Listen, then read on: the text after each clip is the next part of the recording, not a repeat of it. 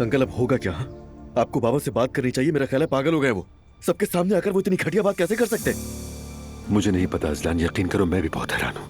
यकीन नहीं आ रहा कि मेरा भाई आखिर ऐसा कैसे कर सकता है। मेरा एक सवाल है, तो क्या ताया और एलिफ के दरमियान कोई ताल्लुक था? क्या ये सच है? और अगर सच है तो मैं अब भी यकीन नहीं कर पा रहा। कहा था मैंने, लेकिन तुम में से किसी ने यकीन नहीं किया। सबने मुझे ही झूठा कहा। अब देख लो, मुझे तो पहले दिन से ही सब कुछ पता था। अगर उस दिन मेरी बात का यकीन कर लेते तो बात आज यहाँ तक नहीं पहुँचती। मुझे ही बुरा समझा गया। कम से कम माफी तो मांगनी चाहिए आप लोगों को।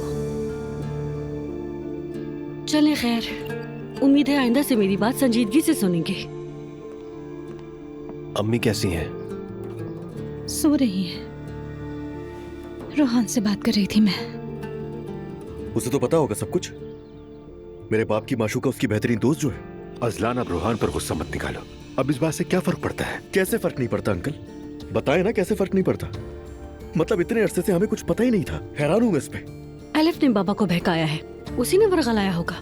कोई भी बात एक तरफा नहीं होती इस तरह।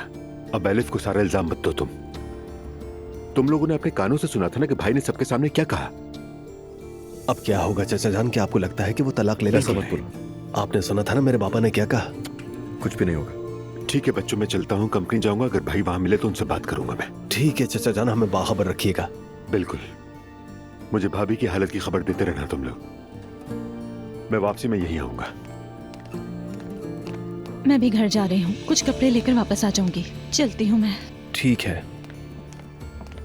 फिर मिलते हैं।